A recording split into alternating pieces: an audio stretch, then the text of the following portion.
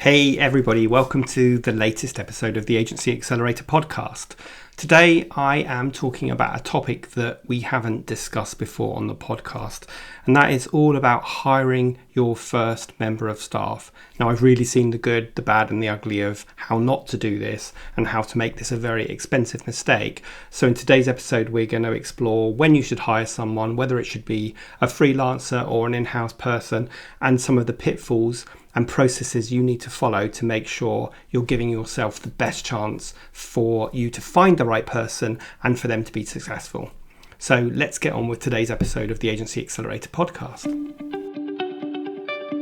Accelerate your agency's profitable growth with tools, tips, and value-added interviews with your host, agency owner and coach, Rob DaCosta.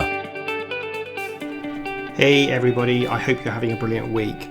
Now, as you grow your agency, you're going to naturally get to the point where you just don't have enough capacity to keep serving your clients. And if you aspire to grow, then you're going to want to increase your capacity, which means taking on a freelancer or taking on a full-time member of staff. And one of the questions that I get frequently asked by my coaching community and other people who are running agencies is, when should I hire someone? And should it be a freelance person or should it be an in-house person? So those are some of the points that I want to tackle first of all. And then I'll get on to talking about the recruitment process, the interview process, the onboarding process, and how to make sure you get that right and give yourself the best chance of finding the great fit person and then increasing your capacity because they do a great job, leaving you to focus on your superpower, which means winning new clients, looking at the future of your agency and growing your agency. So you may have started your agency as a freelancer, you've got really busy, and now you're thinking, look, I need an extra pair of hands. So what do I do next? And again, as I said, that's a question that I get asked often. And so the first thing I would say is it's really important to have a documented vision because you need to have a sense of where you want to head and you want to be in control of that journey. And that starts by having a documented vision. Now, I know that is a whole other topic, so I'm not going to get into that today. But suffice it to say, just know where you're headed, know how big you want to grow so that you can plot that roadmap. So anyway, so the question I get asked a lot is, okay, I need an extra pair of hands. Should I hire a freelancer or should I hire an in-house person? And of course, there are pros and cons to both those approaches. So let's just take a couple of moments to explore them. So let's start off by thinking, okay, the safest bet is for me to hire a freelancer. So obviously the pros for that for you is it's less risky for your business and for your finances. You can obviously ebb and flow how much you use a freelancer based on the needs of your clients, because you're going to hire them to do a specific piece of work, and hopefully they will do a good job just delivering that specific piece of work. Now, some of the negatives about hiring freelancers is that you kind of have less control and less visibility of your team if they're all freelancers. A freelancer typically has got their own agenda for their own business, so they won't necessarily buy into your vision or even the culture of your business, and that can be a challenge at times. And of course, it's pretty risky introducing freelancers to your clients, although you can do that, but you need to have a really great relationship and feel really confident in them before you'll do that.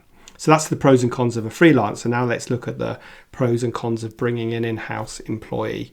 So obviously, when you bring an in-house employee on board, you are creating greater capacity in your agency to take on more work. And hopefully those team members buy into your culture and your vision, and they will go the extra mile, which means you can often get them to do more things than the specific tasks you're asking for. And of course, by hiring in-house team members, you are creating a really solid platform to grow your agency. I always say that if you try to grow an agency just using freelance staff, it's a bit like building a building on quicksand, and it's really difficult to do that for all the reasons I've just mentioned. That's not to say that it's not impossible. And there are a lot of examples of agencies who have managed to build their business using freelance staff, or at least a hybrid model, which is something we'll talk a little bit more about later on. So you just have to make that decision. And obviously, in the early days, hiring a freelance member of staff is probably going to be the best bet. And what I would say to you is make sure you are measuring really carefully how much money and time you're giving that freelancer, and know what the metric would be like to hire someone to replace them. So that would look like how long you have been earning certain amounts of revenue, which you have to outsource to the freelancer, and what levels of activity you're outsourcing to them. And when those numbers start to look like the cost of an in-house person, that is definitely a trigger point for you to start thinking about, actually, let's bring this person in-house. And as I mentioned just now, quite a few agencies are using a sort of hybrid model where they have a core group of people in-house and then they have other skills that they use via freelancers. And, broadly speaking, I always say there's 2 times you would want to use freelance staff. One is when you've got capacity issues in your agency, i.e. you're really busy, you need to get some extra resources really quickly, and you're not confident that you're going to sustain that level of busyness. And the second time you would use a freelancer is when you need to have some specialist skills that you don't necessarily want to have in-house. So, for example, you might be a PR agency and a client has said, look, we'd really like some help with some paid advertising, whether that be Google ads or Facebook ads or whatever. And you want to be able to provide that service to your client because it naturally fits with what you already do, but you don't necessarily want those skills in-house. So that would be a great time to outsource to a freelancer. But anyway, so those are some of the decisions that you can make about whether you use a freelancer or whether you hire in-house.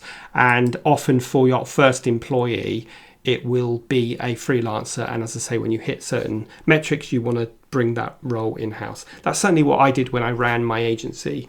We had a lot of in-house staff, but we started to get more and more demand for design work. And then one day we sat down and realised that we'd outsourced nearly £100,000 worth of design work to one designer who was really reliable and did a great job. But we thought, this is crazy. We could hire 2.5 people for that. So we ended up hiring 2 people, like a senior designer and a junior designer, and opening up our studio. And then that became the catalyst to grow the studio over the next few years. Okay, so now you've made that decision. You need to find the person. And I'm going to talk about finding the person in terms of recruiting in-house, but actually this really applies to both of those scenarios. So one of the things you want to make sure you've done is created a clear roles and responsibilities, so you know exactly who you're looking for, and you also understand exactly the tasks that you're going to outsource to them. And this is really important because it will help you find the right person, it will help you crystallize exactly what you need, and it will help you measure them once they're on board to ensure that they are effective and doing the job that you expect them to do, and that they understand because they've got this roles and responsibilities document. Now, I'm not going to go into the details of exactly what goes into a roles and responsibilities document, but it isn't a job description. Broadly speaking, you are identifying the key roles that someone will undertake and the depth of responsibility they have for each of those roles. And you want to use the roles and responsibilities as part of a job description. And bear in mind that a roles and responsibilities document is much more than just a document you use to recruit by. But as I said, it's a document that you use to measure and assess your team members by as well. Okay, so now you have created your roles and responsibilities, you've used that to create a job description, and you've gone out to market to find someone. Now, obviously, you can try and find someone through your network. You can also use a recruiter, and of course, all of those have pros and cons. This is a money versus time conversation. Like if you've got the time to go out and look for someone, and you've got the time to sift through lots of CVs, then do it that way. If you don't have time but you have some money, then go and find a recruiter that specializes in the type of person that you are looking for, and make sure that you have a good recruiter that gives you good quality candidates. Now, when you're interviewing someone, you want to make sure that you are assessing them against the roles and responsibilities document, i.e., do they have the competencies you need to do a great job in this role? However, you also want to make sure you are recruiting them against cultural fit as well. So there's 2 things here. Do they buy into the values and the ethos of your agency? Do they have background of working in a small agency? Because if you found an ideal person that has all those competencies, all those skills you're looking for, but they come from a very large structured organization, they're probably going to really struggle in a much less structured, smaller agency environment. So make sure that you are recruiting against that cultural fit as well, and make sure you listen to your gut instinct. The number of times I've had conversations with clients where they've hired someone and it hasn't worked out, and they said, I wish I'd listened to my gut instinct. There was just something about them that I couldn't quite put my finger on, but I knew it could be problematic. And then of course that manifests itself in the person exiting the business within 3 or 4 months. So make sure that you recruit against the roles and responsibilities, competencies you need, and the cultural fit, and listen to your gut instinct. Now, bear in mind that you are recruiting someone against the roles and responsibilities. And what I mean by that is that you don't need to see 20 candidates and compare them all against each other. You need to compare them against the roles and responsibilities. So if you have one candidate and they feel like an ideal fit, then you should hire them. And I apologize if they're listening to this, but I've got a client that has fallen foul of this recently, where they didn't have a load of people apply for the job that they were hiring for. They met this one person that they thought was really good, but they decided to hang on to make a comparison against more candidates. And of course, by the time they went back to this person to offer him the job, he'd taken a job somewhere else. So make sure you are recruiting against the roles and responsibilities and your gut instinct. And if you think you've found the right person, then go for it and hire them. Okay, now once you've hired somebody, that isn't the end of the problem, but it is the start of the journey. And I think that we need to acknowledge that in the first 2 or 3 months, you are not going to save yourself very much time by having this person on board, because you're going to spend the first 2 or 3 months getting them up to speed and embedding them. So the time that you might have spent doing client work, which they can now do, you're now going to invest that in ensuring they're successful.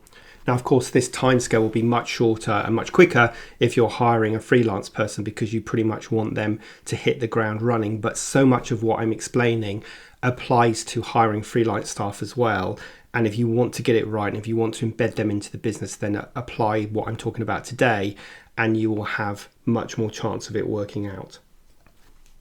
So that looks like setting up maybe a 3-month induction process where you are meeting this person regularly. You're spending the first few weeks getting them up to speed, learning about the expectations of the role, making sure they understand the roles and responsibilities, and learning your systems. And you're going to be meeting with them regularly to give and receive feedback about their performance and what they need from you. And you're also going to be setting lots of short-term objectives. And once they start delivering against them, and they're going to get a sense of accomplishment because they can go, yeah, I've achieved that objective, you're going to feel happy because you know that they're on the right track. You can then ease that off a bit, and maybe after the first month, meet them every 2 weeks and set slightly longer term objectives with them. But your first 3 months of onboarding someone has to be to set them up to succeed. You do not want to adopt a sort of sink or swim strategy where you go, right, that person's hired, let them get on with it. I've got other fires to put out, and then of course they flounder and sink and fail, and then they feel unsupported, so they leave your business. And this would be true with freelancers as well as in-house staff. So if you apply all the things I've spoken about so far, you're giving yourself the best chance to find and hire the right person, and to get them on board and up to speed as quickly as possible, and setting them up to be successful, so that you can then let go and focus on your next priorities in your agency. Now, once they come to the end of that 3-month induction process, you're going to want to set some time-bound objectives. And anyone's success in your agency is going to be judged against 2 things. Are they delivering the roles and responsibilities? And are they delivering those set of 3, 4, or 5 time-bound objectives that you are setting for them? And if they achieve both of them, then you know that they are being successful, and so do they. Now, the great thing about this sort of approach to managing team members is that you put a lot of control in their hands, and you create kind of grown-ups rather than helpless children. So what we want in our business is a bunch of responsible adults who are accountable and take ownership. We don't want a bunch of helpless children who are always blaming somebody else and are always looking at you to make all the decisions. So get this right from the start, and you set the right expectations. So your 3, 4, or 5 time-bound objectives need to be SMART objectives. So I'm sure we all know what that means. And the old ones are the good ones: specific, measurable, actionable, recorded or relevant, and time-bound. And I think also I'd add on to the end of that, giving feedback at the end of an objective so somebody learns. So make sure you're not setting more than 5, because people can't remember them. And make sure those 3, 4, or 5 objectives are going to help that person develop in their role. and that's specific to them. So 2 key differentiators here. The roles and responsibilities define the functional role of whatever that person is. Let's say they are a web designer, and that's the functional role that any web designer would have. And then the 3, 4, or 5 time-bound objectives are specific to that person, that tells you where they are on that axis of growth and what they need to focus on next in order to develop in their role. So there you have my sort of quick tips and thoughts around hiring your first member of staff, whether it should be freelancer or whether it should be in-house, the importance of creating roles and responsibilities, how to go about recruiting, using the roles and responsibilities to find the right person, setting up a really good 3-month induction onboarding process, and then creating some time-bound objectives. Now, those objectives are going to probably be reviewed on a quarterly or 6-monthly basis, and you want to make sure that they're taking part in setting those objectives. They're not just being thrust upon them by you, but you actually do it in a collaborative way, because if you do that, they're much more likely to buy into it.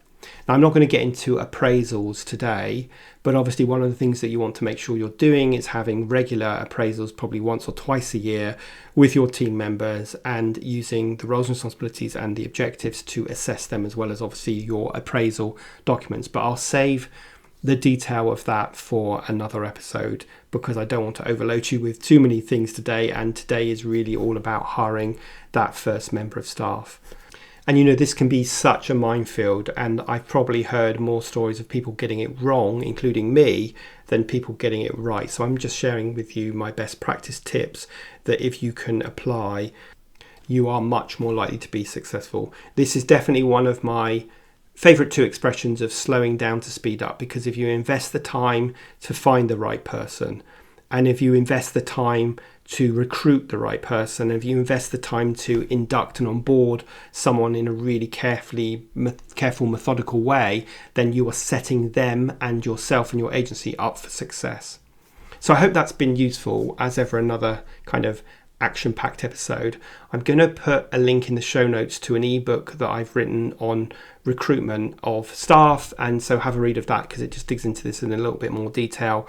But other than that, you know the drill. Please make sure you've hit subscribe. Please share the episode with your colleagues, and please consider leaving a review.